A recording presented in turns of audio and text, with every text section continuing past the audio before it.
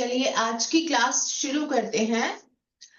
Last class पे हम बात करें तो हमने बेसिक इंट्रोडक्शन पे बात की थी कि पार्टनरशिप एक्ट क्या है। कॉन्ट्रैक्ट एक्ट का ही एक पार्ट कहलाता है ये साझेदारी अधिनियम। इनिशियली जब कॉन्ट्रैक्ट एक्ट को एनफोर्स किया गया था, संविदा विधि को लागू किया गया था, वो डेट था 1 सितंबर 1872, जिस दिन कॉन्ट्रैक्ट एक्ट को एनफोर्स किया गया। उस एक्ट में 11 चैप्टर्स और 2 सेक्शंस दिए गए थे, 266 धाराएं और 11 अध्याय। उसमें जो 11वां चैप्टर था, चैप्टर नंबर 11, कॉन्ट्रैक्ट एक्ट में कौन सा चैप्टर नंबर 11, और इसके कौन से सेक्शन 239 से 266। हम किसकी बात कर रहे हैं? Indian contract act 1872। ये जो आपका एक्ट है 1872 का इंडियन कॉन्ट्रैक्ट एक्ट, उसका चैप्टर नंबर जो 11 है वो पार्टनरशिप से रिलेटेड प्रोविजंस को बता रहा था। वहां हमें साझेदारी से रिलेटेड प्रावधानों के बारे में बताया गया था, लेकिन इन प्रावधानों को यहां से चैप्टर नंबर 11 को रिपील कर दिया गया, निरस्त कर दिया गया, और हमारे सामने नया अधिनियम आ गया। कौन सा? पार्टनरशिप एक्ट 1932, 1932 का साझेदारी अधिनियम।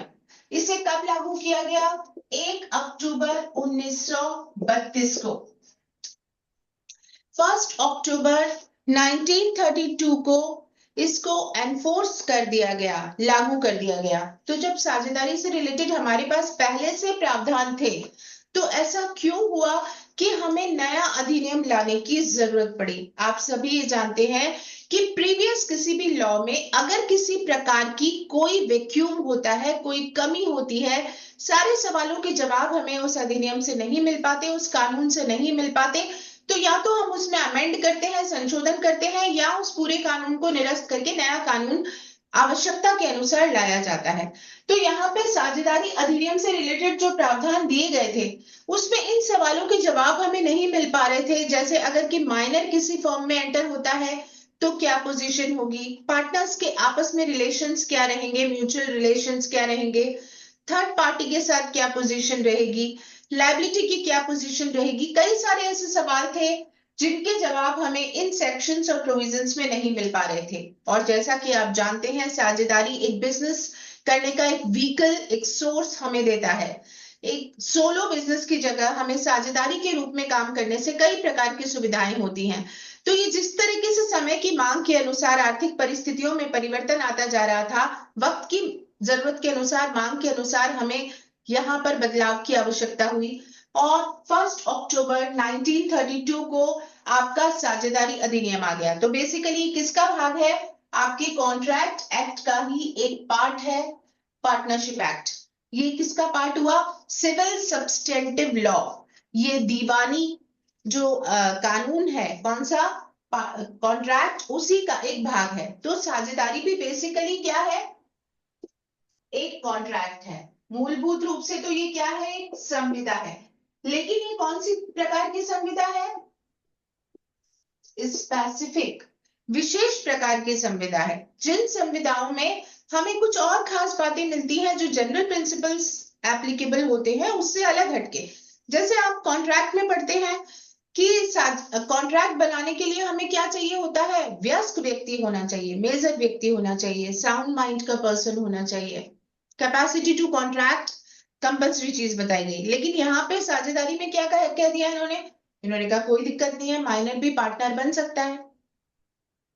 सो स्पेसिफिक कॉन्ट्रैक्ट यानी कुछ अलग प्रकार की विशेष भी चीजें इसमें दी गई हैं, स्पेसिफिक कॉन्ट्रैक्ट है। तो आपका ये अधिनियम 1 अक्टूबर 1932 को एनफोर्स किया गया था। केवल इसकी एक धारा, सेक्शन 69, इस धारा को लागू किया गया था 1 अक्टूबर 1933 को।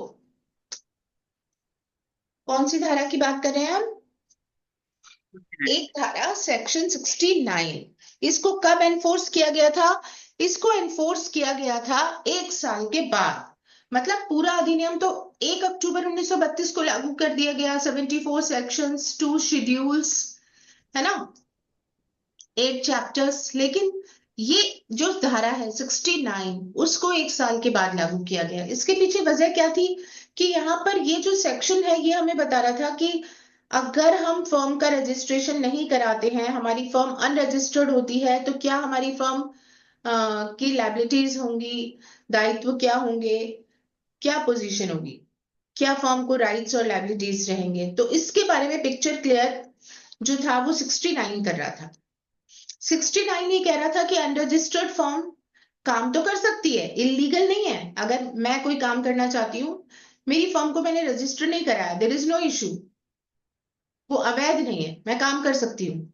लेकिन मैं साझेदारी फर्म के रूप में किसी थर्ड पार्टी के खिलाफ वाद दायर नहीं कर पाऊंगी, नो राइट टू स्यू। लेकिन थर्ड पार्टी अनरजिस्टर्ड फर्म के खिलाफ स्यू कर सकता है। मतलब आपके तो हाथ हैं, लेकिन आपके हाथों को किसी ने बांध दिया और सामने वाला तो आपको तड़ाकर मारे जा रहा है और आप उस अपने डिफेंस में कुछ नहीं कर पा रहे हो। यानी सामने वाला तो आपको चोट पहुंचा रहा है, आप अपना बचाव नहीं कर पा रहे हो। तो अनरजिस्टर्ड अगर फर्म है तो उसके पास राइट टू स्यू नहीं है और उसके खिलाफ स्यू किया जा सकता है। ये धारा कह रही थी, धारा 69।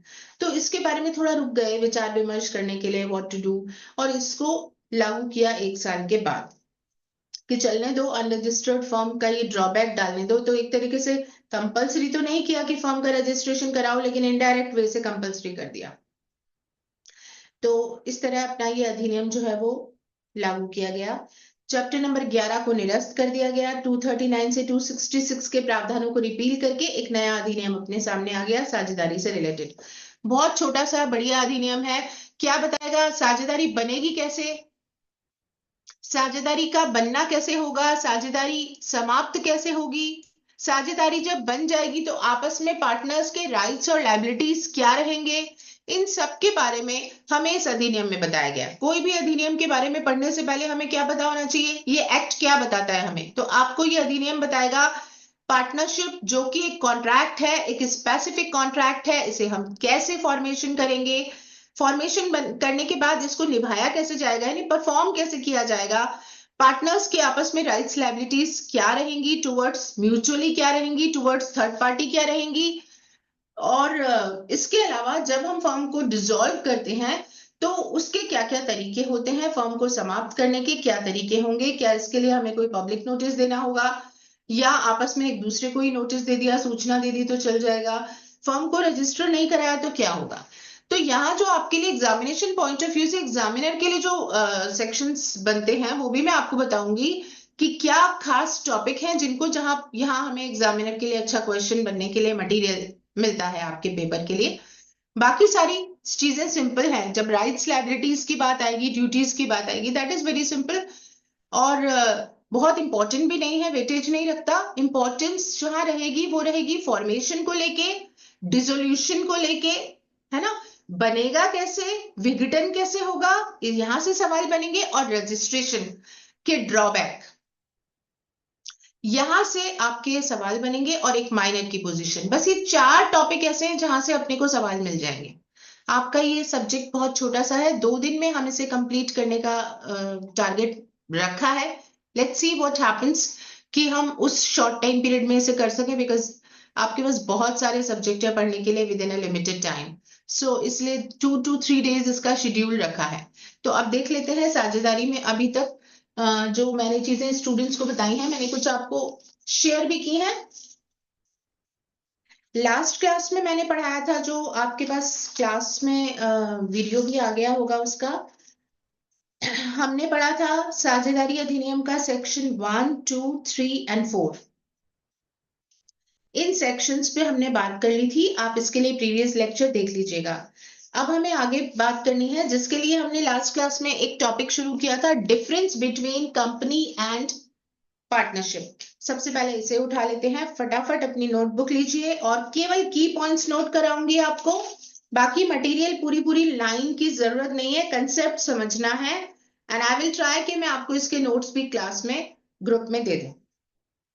तो हमें बेसिकली समझना है कि कंपनी और साझेदारी में क्या फर्क होता है। यहां पर आपका क्वेश्चन बनता है, क्योंकि मैंने आपको बताया फॉर्मेशन को लेके क्वेश्चन आएंगे, संविदा ये बनेगा कैसे साझेदारी का, और पूरा कैसे होना है, निभाना कैसे है, डिसोल्यूशन किस तरीके से इसका होगा, रजिस्ट्रेशन। ये इंपॉर्टेंट क्वेश्चन बैंक है। तो उन्हीं में से एक आपका सवाल या इंपॉर्टेंट जो रोल रखता है that is company and partnership में क्या डिफरेंस है।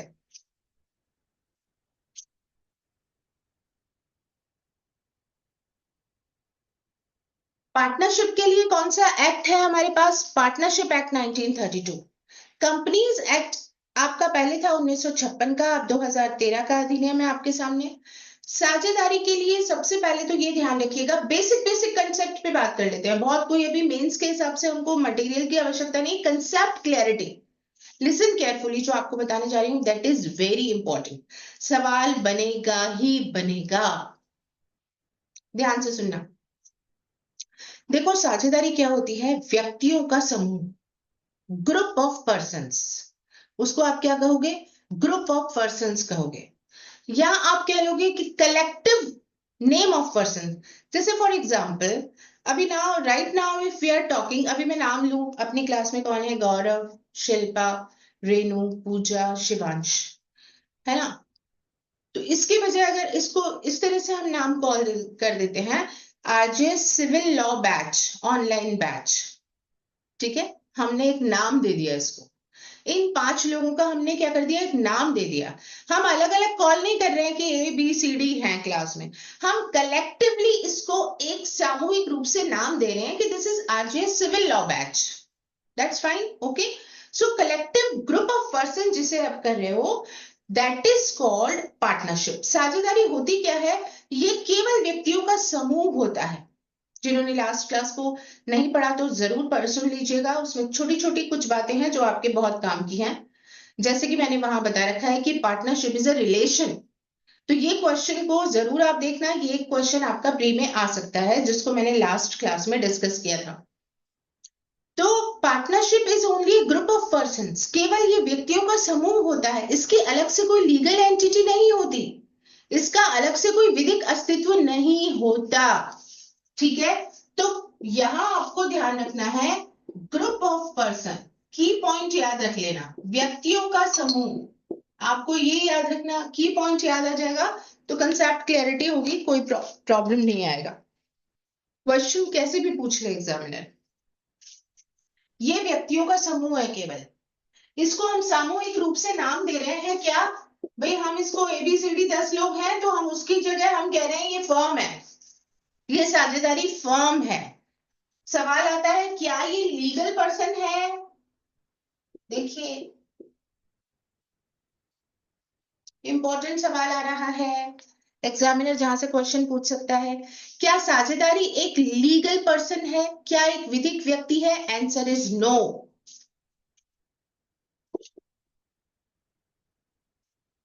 ये लीगल एंटिटी नहीं है, ये विधिक व्यक्ति नहीं है, तो ये क्या है, ये केवल व्यक्तियों का समूह है, कलेक्टिव ग्रुप ऑफ पर्संस, व्यक्तियों के सामूहिक रूप को एक नाम दिया गया है फर्म, इसका कोई अलग से विधिक अस्तित्व नहीं होता।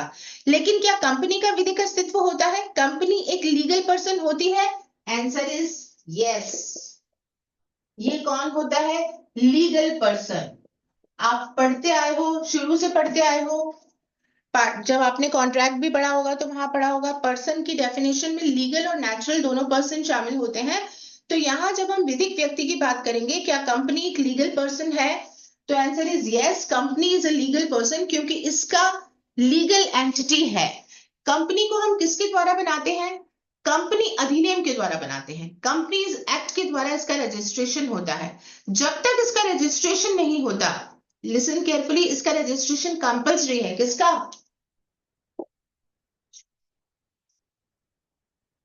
Registration compulsory. बोर्ड पे नहीं दिख रहा हो अगर क्लियर तो मैं आपको बोलती भी जा रही हूँ साथ साथ, मेरी आवाज क्लियरिटी ना हो तो आप मुझे बता सकते हैं। कंपनी जो है वो एक विधिक व्यक्ति होती है, क्योंकि कंपनी का पंजीकरण करवाना जरूरी होता है, बिना रजिस्ट्रेशन करवाए आप आगे नहीं मूव ऑन कर सकते, आपको रजिस्ट्रार के पास जाके कंपनी का रजिस्ट्रेशन करवाना ही पड़ता है। तो कंपनी एक लीगल पर्सन होता है, कंपनी एक विधिक व्यक्ति होता है जिसका रजिस्ट्रेशन जरूरी होता है और उसका रजिस्ट्रेशन कंपनी एक्ट के अकॉर्डिंग करवाना होता है। साझेदारी की हम बात करें तो साझेदारी का रजिस्ट्रेशन कंपलसरी नहीं होता, रजिस्ट्रेशन नॉट कंपलसरी।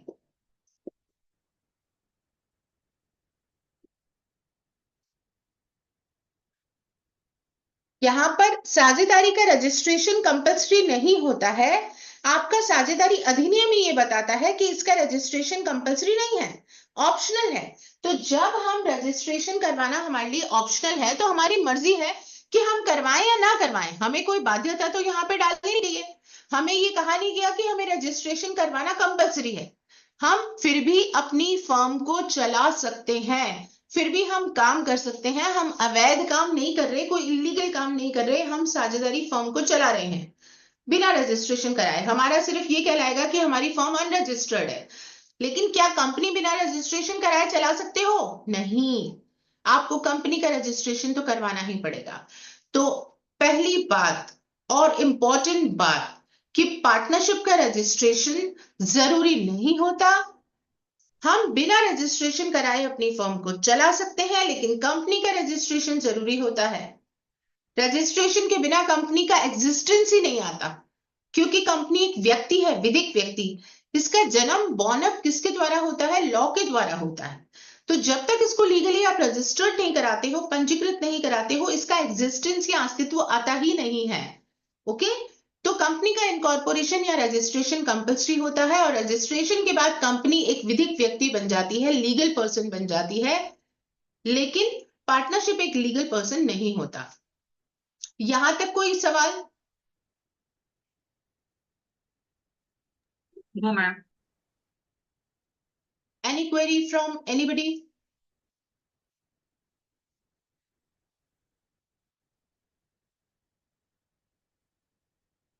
हाँ या ना तो बोल दिया करो भाई। No ma'am.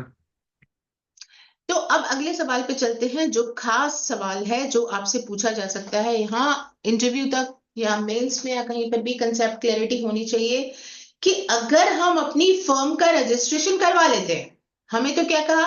मत करवाओ। साझेदारी अधिनियम कह रहा है मत कराओ भैया, आराम से काम करो, कोई मनाही नहीं है, बेझिझक काम करो, आप अवैध काम नहीं कर रहे हो, अनरजिस्टर्ड है बस आपकी फर्म, तो आपको रजिस्ट्रेशन के फायदे नहीं मिलेंगे।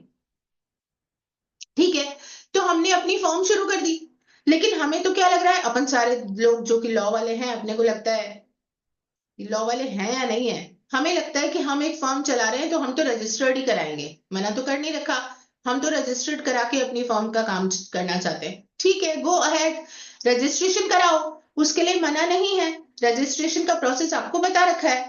तो हमारी फर्म को हम क्या करवा रहे हैं? रजिस्टर्ड। तो अगर हमारी फर्म रजिस्टर्ड है तो क्या वो विधिक व्यक्ति है? सवाल यहां से बन रहा है हमारा। अगर हमारी फर्म रजिस्टर्ड है, हमने तो रजिस्ट्रेशन करा लिया, तो क्या ये विधिक व्यक्ति बन जाएगी? Answer is no.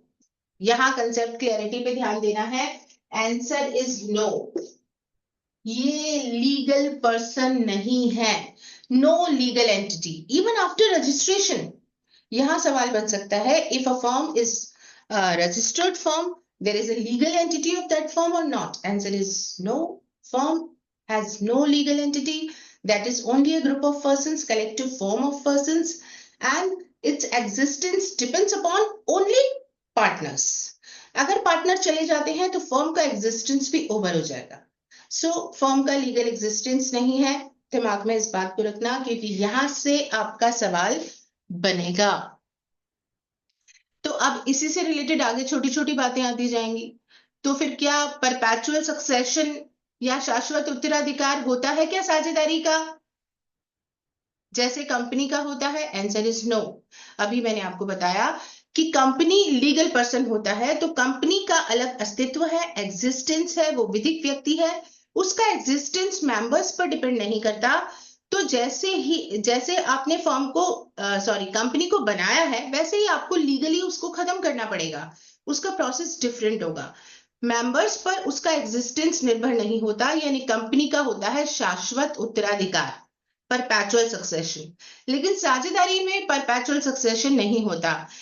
साझेदारी का शाश्वत उत्तराधिकार नहीं होता, मतलब हमेशा के लिए रहे ऐसा नहीं होता। उसका अस्तित्व किस पे निर्भर करता है? उसके सदस्यों पर। अगर उसके सदस्य फर्म को छोड़ के चले जाते हैं, उनकी डेथ हो जाती है, तो फर्म डिसॉल्व हो जाती है, क्योंकि फर्म का अस्तित्व किस पे निर्भर करता है? उसके सदस्यों पे निर्भर करता है, तो उसका शाश्वत उत्तराधिकार नहीं होता। बात समझ में आई? तो हमें ये बेसिक बेसिक चीजें जो है कंपनी और साझेदारी के बारे में ध्यान में रखनी है। अब मैं की पॉइंट्स आपको नोट करा देती हूं। आपने बेसिस ऑफ डिस्टिंक्शन, अंतर का आधार लिखना है, और पार्टनरशिप और कंपनी। तो सबसे पहले तो आप मीनिंग, अर्थ लिख सकते हैं, जैसा कि सेक्शन 4 में आपको बताया गया है कि partnership is a relation between persons who have agreed to share profits of a business carried on by all or any of them acting for all। Section 4 की डेफिनेशन पढ़ रही हूं अभी मैं, जहां साझेदारी के बारे में हमें बताया गया है कि साझेदारी निर्मित कैसे होगी? एग्रीमेंट से होगी, करार से होगी। ये करार किसके बीच में होगा? व्यक्तियों के बीच में होगा। किस बारे में होगा? कि हम कारोबार करेंगे, कोई बिजनेस करेंगे, उस बिजनेस के प्रॉफिट्स को हम आपस में बांटेंगे, और प्रॉफिट्स के साथ लॉस भी ऑटोमेटिकली है कि वो शेयरिंग ऑफ लॉसेस भी इंप्लाइड है होगा। काम कौन करेगा? या तो सारे लोग करेंगे, या उन सबकी तरफ से कोई व्यक्ति कर सकते हैं। कंपनी क्या होती है? एक आर्टिफिशियल पर्सन जो कि क्रिएटेड बाय लॉ होता है, विधि के द्वारा जिसे बनाया जाता है, जिसका शाश्वत उत्तराधिकार और एक कॉमन सील होती है। Company has a common seal and perpetual succession and it is creature of law, विधि के द्वारा बनाया जाता है। Number two basis of distinction, अंतर का आधार बता रही हूं, दैट इज क्रिएशन, निर्माण। साझेदारी के लिए कम से कम कितने लोग चाहिए? साझेदारी भी क्या है? संविदा है। तो इसके लिए क्या चाहिए होते हैं? Minimum 2 persons. देखिए यहाँ फिर एक अच्छा सवाल हमारे लिए बन रहा है, और उस पे आप अपन ध्यान दे सकते हैं। Minimum 2 persons because this is a contract. But what about maximum number of members की जब हम बात करेंगे, तो इनिशियली जब इसको एनफोर्स किया गया, तब हमारे सामने जो सिचुएशन थी दैट वाज, बैंकिंग कारोबार करने वाली संस्था है तो ज्यादा से ज्यादा हो सकते हैं 10, और अदर देन बैंकिंग है तो ज्यादा से ज्यादा हो सकते हैं 20 सदस्य। कितने होंगे? पार्टनरशिप फर्म में अगर कोई पार्टनरशिप फर्म ऐसा काम कर रही है जो बैंकिंग कारोबार है, बैंकिंग बिजनेस है, तो उसमें मैक्सिमम नंबर ऑफ मेंबर कितने होंगे? 10। और अदर देन बैंकिंग होगा तो उसमें मैक्सिमम होंगे 20। यानी कि हमारी अगर फर्म है तो हम ज्यादा से ज्यादा कितने लोग एक साथ काम कर सकते हैं? 20 लोग काम कर सकते हैं, अदर देन बैंकिंग में, और बैंकिंग में 10। अब ये संख्या समय की मांग के अनुसार कम लगी, और ये संख्या आपको साझेदारी अधिनियम ने भी नहीं बताई, ये बताई कंपनीज एक्ट 1956 का सेक्शन नंबर 11। कंपनीज एक्ट 1956, उसका सेक्शन नंबर 11 हमें ये बता रहा था कि what is the maximum number of members in a partnership firm, right? But company law में चेंज आया, अपना कंपनी लॉ 2013 का आ गया। 2013 में जो कंपनीज एक्ट आया, उसके अकॉर्डिंग अब ये साझेदारी की संख्या को बदला गया। अब आपको कौन सा सेक्शन ध्यान रखना है? कंपनीज एक्ट 2013 का सेक्शन नंबर 464, 464। कौन सा ध्यान रखना है? Companies act 2013 section 464। और इसके साथ ही आपको ध्यान रखना है कंपनीज रूल्स 2014, जिसका रूल नंबर 10 नोट कर लेना। रिपीट कर रही हूं, कंपनीज एक्ट 2013 सेक्शन 464 और कंपनी रूल्स 2014 रूल नंबर 10। अब यहां पे हमें बताया गया कि साझेदारी में अधिकतम सदस्य कितने हो सकते हैं, क्योंकि चेंज आ गया था। और इस बीच एलएलपी आ गया, यानी लिमिटेड लायबिलिटी पार्टनरशिप फर्म आ गई, सिंगल पर्सन कंपनी का कंसेप्ट आ गया, तो बड़ा वेरी कर गया, मतलब बिजनेस व्हीकल बहुत सारे आ गए, और इस तरीके के आ गए कि लोग बड़ी आसानी से काम कर सकें बिना बहुत ज्यादा भारी दायित्व के। अनलिमिटेड लायबिलिटी के। तो अपने पार्टनरशिप एक्ट को भी क्या करना पड़ा, थोड़ा सा सुगम करना पड़ा, आसान करना पड़ा, जिसमें लगा कि आप 20 सदस्य जो बता रहे हो वो कम है, इससे काम नहीं चलेगा। तो यहां पर सदस्य संख्या इन्होंने बता दी मैक्सिमम हो सकती है 50, और बैंकिंग और अदर देन बैंकिंग को हटा दिया, डिफरेंस को हटा दिया, तो मैक्सिमम नंबर ऑफ मेंबर हो गया लिमिट 50। उसमें भी इन्होंने ये कह दिया कि सेंट्रल गवर्नमेंट इसकी संख्या ज्यादा से ज्यादा 100 तक कर सकती है। ये जो आपको मैं बता रही हूँ रूल नंबर 10 और सेक्शन 464 इसके प्रावधान बता रही हूं आपको कि साझेदारी में अधिकतम सदस्य संख्या क्या हो सकती है, कम से कम 2, ज्यादा से ज्यादा 50, और इसे सेंट्रल गवर्नमेंट के द्वारा सीमा को बढ़ाया जा सकता है, इसे 100 तक किया जा सकता है। यानी मैक्सिमम नंबर ऑफ लिमिट कितनी हो गई अपनी 100। Got it. अब ये अपने को देखना पड़ेगा सवाल किस तरीके से आ रहा है। अगर उसमें क्लैरिटी दे रखी है उन्होंने कि सेंट्रल गवर्नमेंट के द्वारा उसे बढ़ाया जाएगा तब 100 होगी, अदरवाइज 50 है, तो अपने को ऑप्शन जो है वो राइट ऑप्शन 100 पे जाना पड़ेगा सेंट्रल गवर्नमेंट के साथ। लेकिन अगर ऐसा कोई ऑप्शन नहीं दिया गया है, 50 तक का ऑप्शन दिया गया है, तो अकॉर्डिंगली देना है। ठीक है, तो ये अपना क्वेश्चन यहाँ चलता है। तो ये हुई बात क्रिएशन की, कम से कम 2 लोगों की आवश्यकता पड़ती है, किसके लिए, साझेदारी के लिए, और अधिकतम की सीमा की हमने बात की। और जब आप कंपनी की बात करोगे तो वहां private limited company, public company, उन सबकी अलग अलग आपको लिमिट्स दी गई हैं जो कंपनी लॉ के अकॉर्डिंग है, और उसी अनुसार उसका निर्माण किया जाता है। पब्लिक के लिए कम से कम 7 और प्राइवेट के लिए कम से कम 2 लोगों की आवश्यकता होती है। थर्ड पॉइंट लिखिए, रजिस्ट्रेशन, पंजीयन। क्या साझेदारी का पंजीयन आवश्यक है पूजा? क्या पार्टनरशिप का रजिस्ट्रेशन जरूरी होता है? Not compulsory ma'am. और कंपनी का? Yes ma'am. लिख लीजिएगा। अगला पॉइंट लिखिए, सेपरेट एग्जिस्टेंस, पृथक अस्तित्व। सेपरेट एग्जिस्टेंस, पृथक अस्तित्व।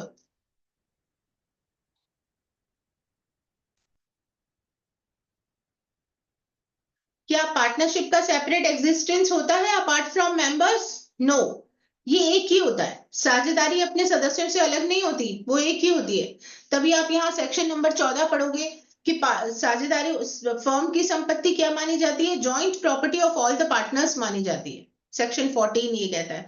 तो इसका कोई सेपरेट एग्जिस्टेंस नहीं होता, लेकिन कंपनी और उसके सदस्यों का सेपरेट एग्जिस्टेंस या पृथक अस्तित्व होता है। अगला लिखिए, लिमिट ऑन मेंबरशिप, सदस्यों पर प्रतिबंध, सदस्य संख्या पर प्रतिबंध।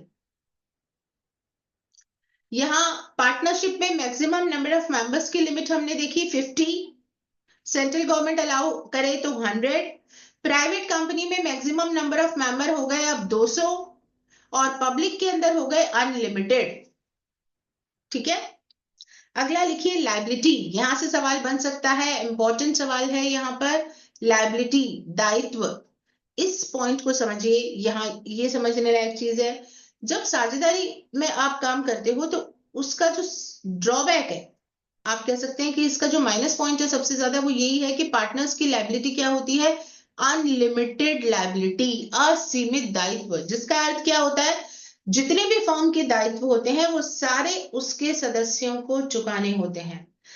कंपनी में ऐसा नहीं होता, कंपनी में हमारा दायित्व सीमित होता है, लिमिटेड लायबिलिटी होती है। मतलब हमने जितने का शेयर खरीदा हमारी लायबिलिटी उतने की होती है। आपने 500 का एक शेयर खरीदा, आपका दायित्व उतने तक है। आपने गारंटी वाली कंपनी के अंदर गारंटी दी है जितने की आपकी लायबिलिटी उतनी है। तो लिमिटेड लायबिलिटी वाली कंपनी में आपने जुड़े हैं तो आपकी लायबिलिटी लिमिटेड रहेगी, लेकिन साझेदारी में जो दायित्व रहता है वो असीमित रहता है, अनलिमिटेड रहता है। मतलब फर्म के जितने दायित्व हैं वो सारे उसके सदस्यों को चुकाने होते हैं। आपने 50-50 हजार रुपए लगा के कोई काम शुरू किया है, लेकिन आपकी फर्म को 1 साल तक फायदा हुआ, उसके बाद में लॉस होना शुरू हो गया, और ये लॉस हो गया 50 लाख का। तो लगाए तो थे 50-50 हजार, लॉस बेयर करना पड़ गया 5 लोगों को 10-10 लाख का। तो ये सारा फर्म का लॉस कौन बेयर करता है, उसके साझेदार, partners. That is called unlimited liability, जो इसका माइनस पॉइंट है, जिसकी ही वजह से कंपनीज एक्ट में भी इन्होंने काफी चेंज करके नया बिजनेस व्हीकल सोलो कंपनी के रूप में लेके आए। एकाकी कंपनी के रूप में, और इसी वजह से एलएलपी यानी लिमिटेड लायबिलिटी पार्टनरशिप एक्ट आपका 2008 का अलग से आया। ये सवाल अगर आता है कि 2008 का भी साझेदारी अधिनियम है और 1932 का भी साझेदारी अधिनियम है, ये दोनों चल रहे हैं क्या? यस। क्या ये दोनों साझेदारी के स्वरूप हैं? यस। साझेदारी से रिलेटेड आपके दो अधिनियम है, 1932 का भी और 2008 का भी। दोनों का सेपरेट एग्जिस्टेंस है। इस साझेदारी अधिनियम 1932 को समाप्त नहीं किया गया है, वो चल रहा है। एलएलपी यानी लिमिटेड लायबिलिटी पार्टनरशिप एक्ट 2008, इसमें दोनों के फीचर कंबाइंड है। मतलब कुछ चीज इसने साझेदारी अधिनियम 1932 से उठाई और कुछ चीज इसने कंपनीज एक्ट से उठाई, उसका दोनों का मिला जुला जो स्वरूप है वो 2008 का साझेदारी अधिनियम है, जिसे सीमित दायित्व साझेदारी अधिनियम 2008 नाम से जाना जाता है।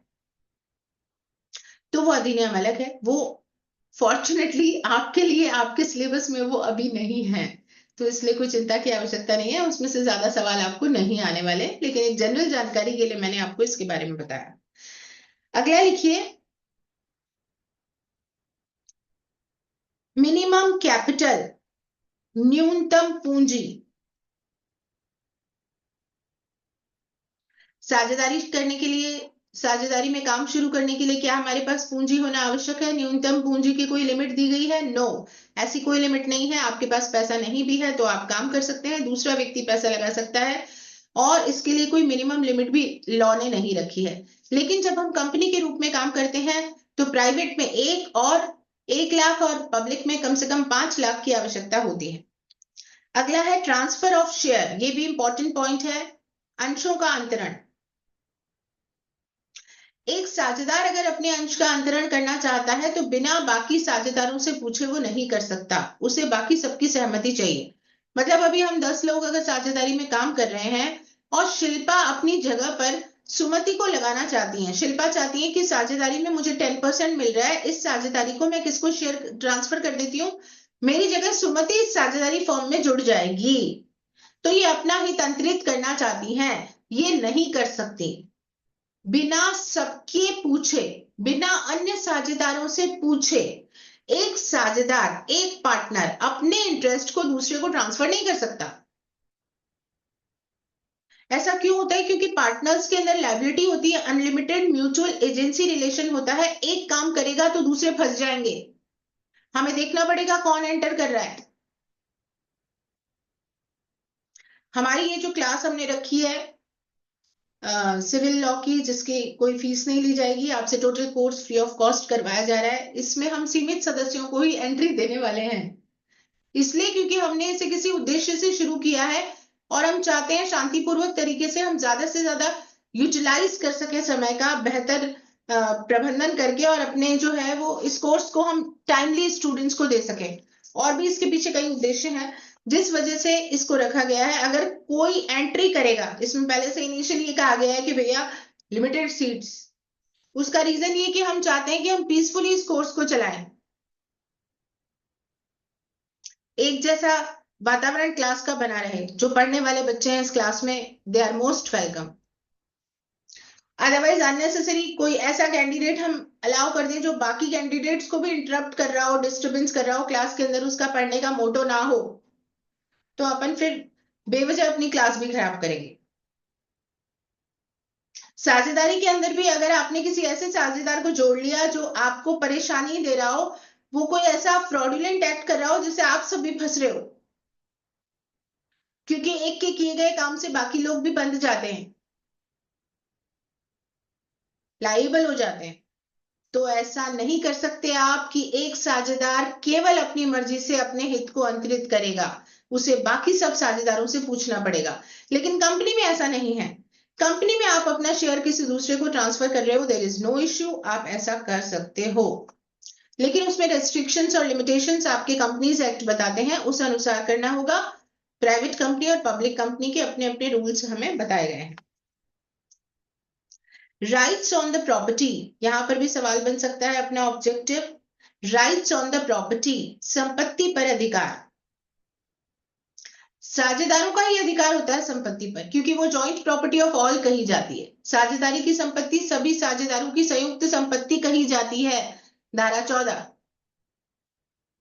लेकिन कंपनी की प्रॉपर्टी कंपनी के मेंबर्स की जॉइंट प्रॉपर्टी नहीं होती, क्योंकि company has a separate legal existence, company का अपना अलग अस्तित्व होता है और कंपनी की प्रॉपर्टी उसके सदस्यों की नहीं होती, वो कंपनी की ही मानी जाती है। अगला है मैनेजमेंट, प्रबंधन। पार्टनरशिप का मैनेजमेंट सारे साझेदार करते हैं मिलकर के, या उनमें से कोई सबकी तरफ से करता है। कंपनी का मैनेजमेंट करने के लिए होते हैं बोर्ड ऑफ डायरेक्टर्स, जिन्हें की सदस्यों द्वारा चुना जाता है।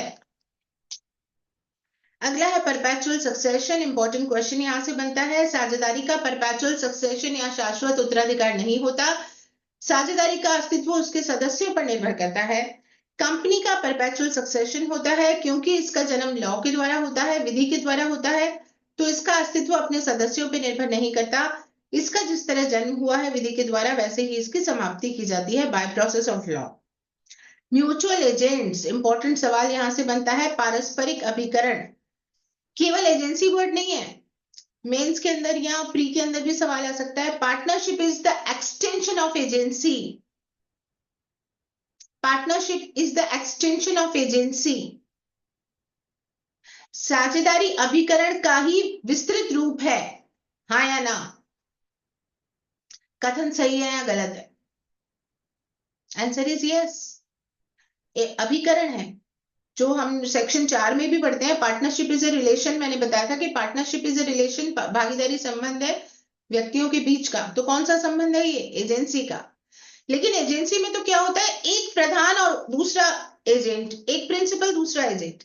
लेकिन यहाँ पे ड्यूअल कैपेसिटी है, हर एक साझेदार दोहरी भूमिका में है। हर एक पार्टनर ड्यूअल कैपेसिटी रखता है।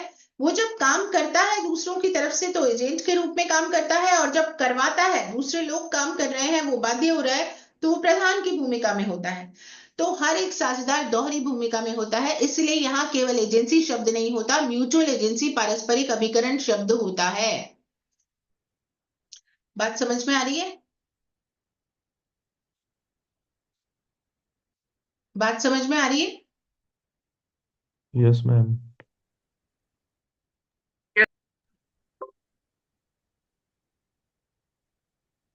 आज बहुत स्पीडी वे से जा रही हूं मैं। रीजन ये है कि अन्यथा साझेदारी अधिनियम हमारा 10 दिन से पहले कंप्लीट नहीं होगा, बशर्ते आपको समझ आ रहा हो। Is this okay? किसी को ज्यादा स्पीड लग रही है तो बताओ।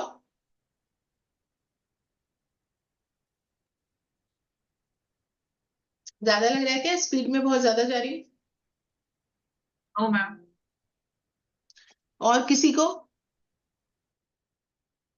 No ma'am. दिक्कत आ रही है तो प्लीज बताइए, मैं स्लो कर दूंगी, मेरे ही हाथ में है इंजन, गाड़ी मैं ही चला रही हूँ, मैं स्पीड स्लो कर दूंगी। नो मैम, सही है।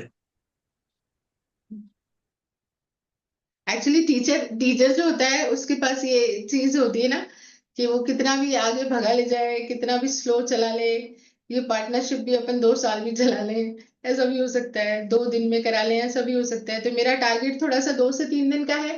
नोट्स देके क्लास में चीजें करा के करवाऊंगी, तो फिर शायद अपना ये सिलेबस कंप्लीट भी हो जाए, और खास खास चीजें पढ़ लेंगे तो अपने को प्री के हिसाब से चीजें रेडी हो जाएंगी। फिर भी आपको दिक्कत लगी तो आप मुझे इंटरप्ट कर सकते हैं, मैं स्पीड को कंट्रोल करके ले लूं। तो हमने बात की, पार्टनर जो होता है, हर एक पार्टनर दूसरे पार्टनर का एजेंट होता है। Every partner is an agent of another partner, that's why they are called mutual agents, पारस्परिक एजेंट कहलाते हैं। लेकिन मेंबर्स कंपनी के म्यूचुअल एजेंट नहीं होते। एक सदस्य दूसरे सदस्य को बाध्य नहीं करता। अगला पॉइंट है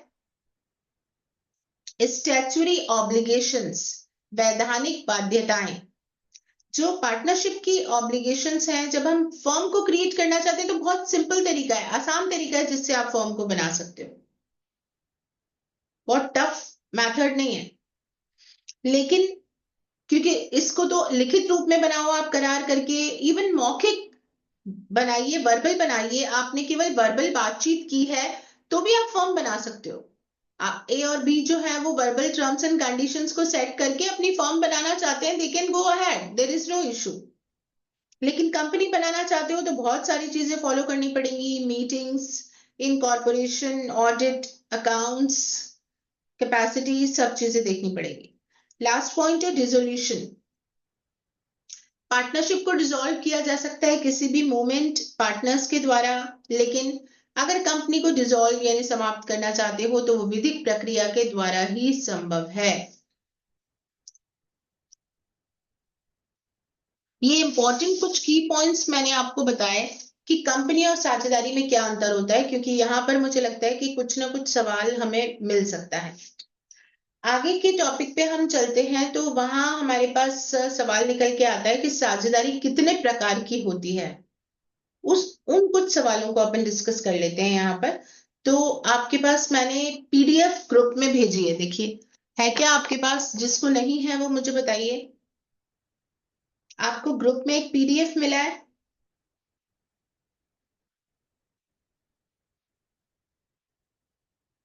पार्टनरशिप एक्ट नोट्स मिले हैं। उस डॉक्यूमेंट को ओपन करें।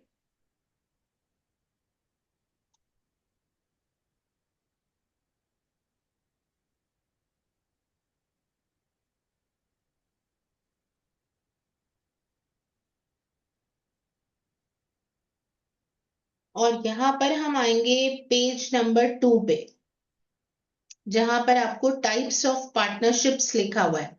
मिला क्या पॉइंट? सबके पास मिल गए हैं क्या? नहीं मिले तो आप please let me know, will share you. Vikas आपके पास है? विकास एंड गौरव। विकास आपके यस पास मैम, नहीं है मैम। गौरव? मैम यस मैम, आ गए मैम। हाँ, तो यहाँ अपन देखेंगे, ये टॉपिक निकालेंगे आप टाइप्स ऑफ पार्टनरशिप। ये पेज नंबर 2 पे है, देखिए। तो इसका मैं एसेंस बताती हूं आपको क्या है। तो सबसे पहला देखिए क्या लिखा है, partnership on the basis of duration, अवधि के आधार पर साझेदारी लिखा है। उसमें भी आपको 2 पॉइंट्स लिखे हैं, partnership for a fixed period और पार्टनरशिप एट विल। 2 चीजें लिखी हैं। तो पार्टनरशिप एट विल सेक्शन 7 से रिलेटेड है और यहां से आपका क्वेश्चन बन सकता है ऑब्जेक्टिव का। ये एग्जामिनर्स के लिए अच्छा यहाँ पे क्वेश्चन देगा, क्योंकि कंसेप्ट हम ये मान के चलते हैं कि जो कंसेप्ट क्लैरिटी वाली चीजें होंगी वहीं से सवाल आना चाहिए।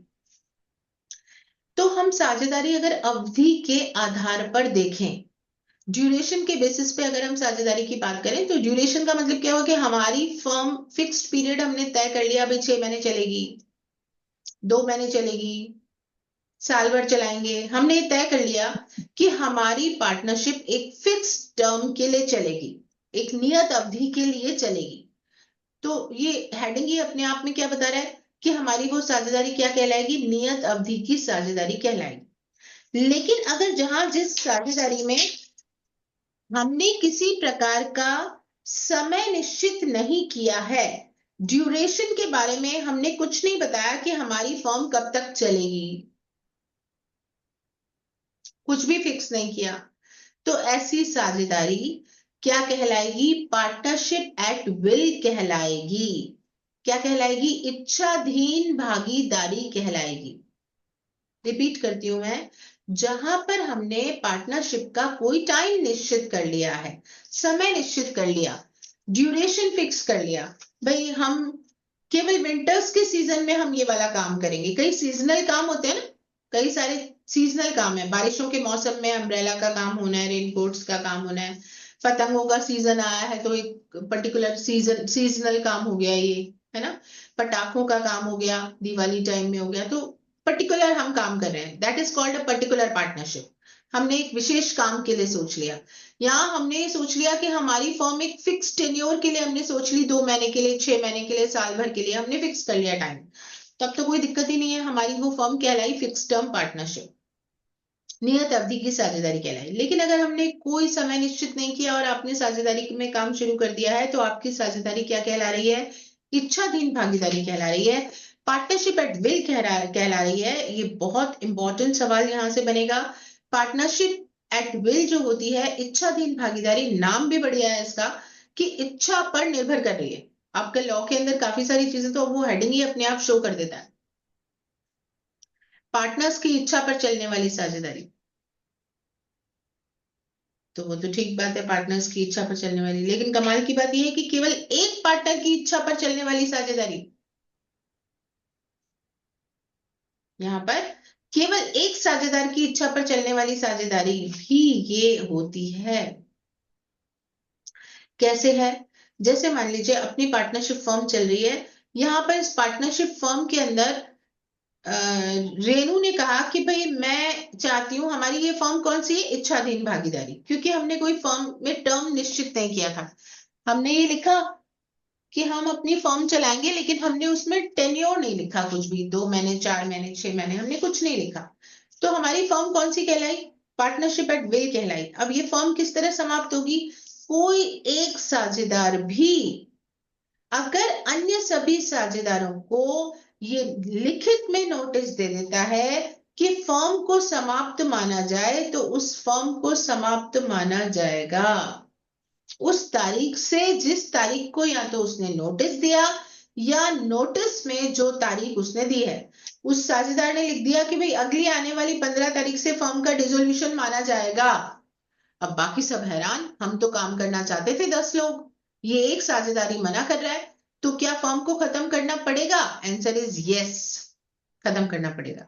ये साझेदारी कौन सी कहलाती है? इच्छाधीन साझेदारी कहलाती है। सेक्शन 7 उठाइए, बैरक लीजिए, सेक्शन 7 देखते हैं।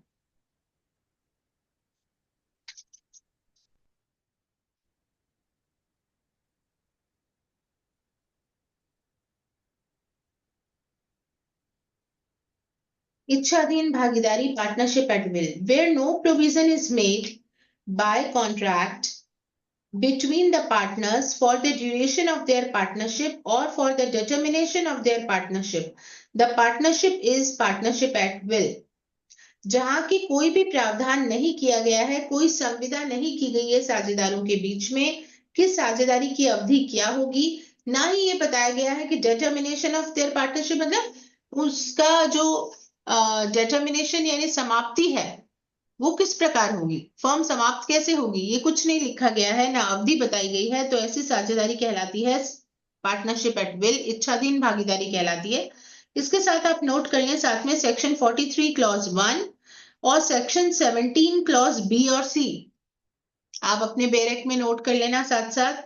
इसके साथ आपको पढ़ना है सेक्शन 7 के साथ प्लस करके नोट कर लेना सेक्शन 43 क्लॉज 1, ये आपको मेंस के लिए काम आएगा। सेक्शन 17 क्लॉज बी और सी दोनों हिंदी में भी देख लीजिए। जहां की भागीदारों के बीच की संविदा द्वारा उनकी भागीदारी की अस्तित्वावधि के लिए या उनकी भागीदारी के पर्यवसान के लिए, पर्यवसान मतलब सिंपल लैंग्वेज मतलब एंड के लिए, समाप्ति के लिए कोई उपबंध नहीं किया गया है, वहां वह भागीदारी इच्छाधीन भागीदारी कहलाती है। विशिष्ट भागीदारी या पर्टिकुलर पार्टनरशिप देखो, अ पर्सन में become a partner with another person in particular adventure और अंडरटेकिंग्स। कोई व्यक्ति किसी दूसरे व्यक्ति का किसी विशिष्ट प्रोद्यमों या उपक्रमों में भागीदार बन सकेगा। मतलब एक पार्टनर अगर दूसरे पार्टनर के साथ किसी पर्टिकुलर टास्क के लिए, पर्टिकुलर काम के लिए जुड़ना चाहता है, तो वो भी भागीदारी बनाई जा सकती है। जैसे मैंने आपको बताया, एक पुल बनाने के लिए, एक मूवी बनाने के लिए 2 लोग पार्टनरशिप कर रहे हैं, तो वो पार्टनरशिप क्या कहलाएगी? Particular partnership. लेकिन हमने कहा कि हम तो मूवीज बनाएंगे, ये काम करेंगे, तो वो हमारी पार्टनरशिप क्या कहलाएगी? General partnership.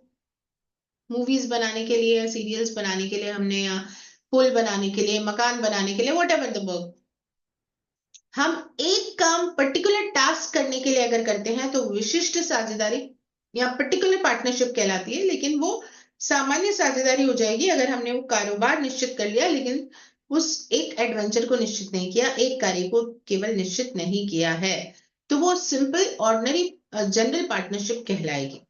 देखो मैंने आपको जो नोट्स दिए हैं उसमें ये मेंशन भी कर रखा है। यहाँ पर ये आपको मेंस के लिए काम आएंगे। टाइप्स ऑफ पार्टनरशिप में नंबर 1 बताया है, इसके साथ आपको जो रिलेवेंट सेक्शंस हैं 17 BC वो बता रखे हैं, 43 को मेंशन कर रखा है। दूसरा आपको पॉइंट टाइप्स ऑफ पार्टनरशिप में बता रखा है, partnership on the basis of scope और एक्सटेंट ऑफ बिजनेस। साझेदारी का क्षेत्र क्या होगा, जिसमें आपको पर्टिकुलर और जनरल पार्टनरशिप के बारे में बताया गया है। ठीक है, यहां देखिए आपको जो पेज नंबर 1 पे जो एसेंशियल एलिमेंट्स हैं, ये लास्ट क्लास जो मैंने करवाई थी उसके नोट्स हैं ये, कि साझेदारी की परिभाषा और उसके आवश्यक तत्व, ये हमने पढ़ लिया था। और ये आपको टाइप्स ऑफ पार्टनरशिप से रिलेटेड मैंने आपको कंटेंट दिया है। यहाँ एक अलग से पेज आपको नोट कराया है, कौन सा, कंपनी और पार्टनरशिप के बीच में डिफरेंस क्या रहता है। ये लगभग इंपॉर्टेंट सारे नोट्स इस आपके करीब 19-20 पेज का ये नोट्स का जो है, उसमें आपके सारे साझेदारी से रिलेटेड खास खास चीजों को बहुत समराइज वे से दिया गया है। आप केवल इन्हीं नोट्स को एग्जाम्स के लिए पढ़ के जा सकते हैं, डायरेक्ट को तो पढ़ेंगे ही, अपन साथ साथ चल ही रहे हैं लेके, तो इसके बाहर कोई भी सवाल नहीं आएगा। यहाँ आज अब हम अपनी क्लास को ओवर करेंगे। आप लोगों को नेक्स्ट क्लास के लिए जो पढ़ के आना है वो मैं आपको बता देती हूँ।